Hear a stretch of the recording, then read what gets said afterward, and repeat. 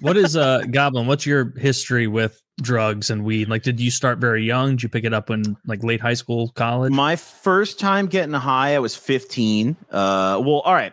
I guess my entire timeline. The first time I ever got intoxicated on anything, freshman year of high school, I got hammered after that homecoming that year, which was, I feel like, just kind of tradition at that point. Normal. You go to the school dance, we went to this girl's house after, and her parents weren't home, and their basement was just lined with the nicest bar I'd ever seen, and we cost them a lot of money that night. And pretty shortly after that, I started smoking weed, just kind of casually with my friends.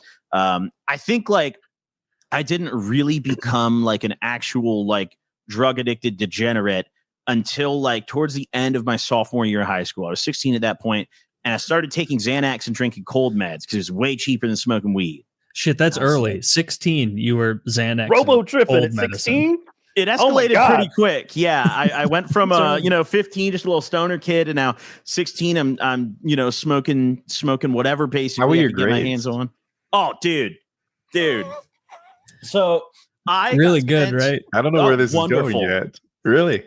So I got sent to an alternative school in my junior year because my GPA, I went to like a very nice school district. Like my parents really tried for me, dude. They wanted to give me a shot.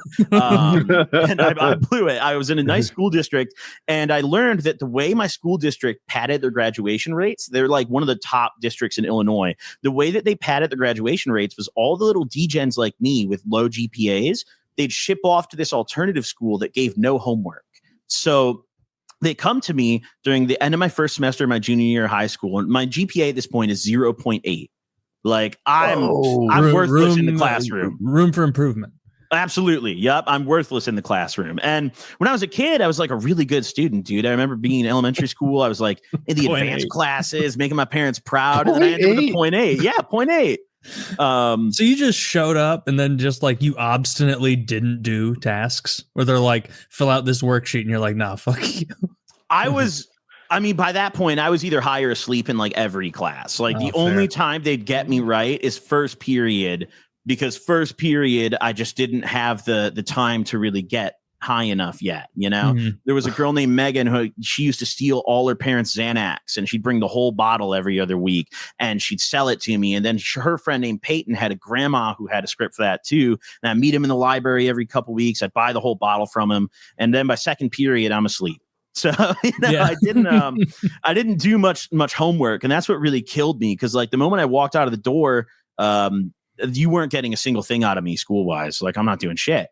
And once I started sleeping through my classes, I couldn't even do the test. For a while, I was able to kind of like straddle and be like, well, I don't do any homework, but like I'll get a B or a C on the test. So I'll make it past the class. I'll get a C or maybe a D, but once I started popping pills and really the psychedelics are what drove me to like, fuck this school shit. I used to take a ton of acid, and I was really like invested in the idea of like, dude, I'm just going to get a studio apartment, work at McDonald's, and take acid every day. Like that was my life, my dream. This is crazy because you look like a professional Pokemon player. Like, dude, and I've got a whole shelf of Pokemon cards right there, dude. Got all my Pokemon cards. I'm on point then. Dude, somehow I had the same ambitions with no drugs as a kid. And my GPA wasn't too far either. You mentioned the cough medicine. What, you're like, yeah, my GPA was similar, but it was out of sheer laziness and obstinance. He said, once I get out of school, you're not getting anything out of me. And I'm like, preach it, brother. Yep. Yeah, I didn't clocked in, and that's it. So you were every single morning drinking the syrup or taking the pill every at single least morning. Something. When I was younger, I was like, I don't think I was like a drug addict in the sense of like I had one specific drug that I really enjoyed, but I was addicted to just being high. Like I don't know what it was when I was younger, because like I had a nice upbringing, dude. My parents were great, they took me to Burger King and let me skip school sometimes. That shit was fun. So like I had a fine upbringing, but like I just didn't like enjoy being sober. Once I discovered getting high, I was like, dude, this is the greatest thing ever. And I think slowly like the consequences of that started to build up, and like you don't notice that happening when you're getting high every day. And then eventually when the consequences really built up, I dropped out of high school my senior year. My mom threw me out of her house because I was just not behaving, and I had to move in with my dad. My parents are divorced, and he lived in like a shithole town, like very different. My mom like moved me into this small little condo in a very nice area to put me in that good school district. My dad was in the trenches. So, you know, I show up to school the first day at my new high school for my senior year. And I'm just like, yo, this is not my environment. Like, you know, I don't think I need to go much into detail why. You can look at me, you know, be like, yeah, he needs to be in a nice school, you know? Sure. So I show up for a couple days. I go home and I tell my dad, I'm like, yo, Dad, I'm dropping out, dude. I'm going to work at Jewel Osco. You know, I'm going to stock shelves at the grocery store, Dad. And he was like, great. Sounds good. You know, let's drop you out of school. And that was the first time. No pushback at all. Oh, no, dude. I mean, at that point in my senior year, he's like, oh, damn, we could drive to work together. So I kind of see it. As long as they don't give you any of my hours. In my head, tell me if I'm right. Your dad is like, well, if we're not going anywhere, we might as well get there now. Right? Yeah. Why go to high school all year? Yeah, no need to waste the time. He had better things to do. So pull me out of school, then he doesn't have to take me there anymore, and you know, that saves him time. So win-win for us. Yeah, I dropped out of school. By the time I dropped out, I'd already been to rehab once. So like my parents had kind of tried to like straighten me out. I never hit it. Like my mom would ask me, like, are you high right now? And I'd be like, yeah, you know, and she'd be like, what'd you take? I'd be like, a lot, you know, like just whatever. I was always very honest about it. I never tried to hide it. But then I dropped out of high school, and that's when like I really started being a degen drug addict. Like I really didn't do shit all day, but like sit in my room and get high. And like I didn't have a car because I crashed it. I lost my job pretty quick at Jewel. I got arrested for felony retail theft. I stole a bunch of games from Walmart to go sell at GameStop for weed money. And were you high when you crashed your car? Oh yeah, dude. Oh my God. I was hammered, dude. I was like, so I've totaled 3 cars in my life. And I'm only 26. I'm a young guy. So like, that's a pretty fast rate of totaling cars. Sure. Technically I've totaled 5, but 2 were not my fault. 0 fault accidents after I got sober. So 3 total cars was the best possible scenario you could present. Oh yeah. Like yeah. 3 total cars was like me like downplaying, like, you know, hey, those are just my bad ones, you know? My first one, I was really drunk. I think me and my friends used to do dumbass shit. Like we would steal NyQuil from Walgreens and then pour it into beer because like it would get us more fucked up. So like we drink half the beer and then pour a bunch of NyQuil in it and then slam that. And then like it'd make us, if you fought going to sleep, you'd get really fucked up.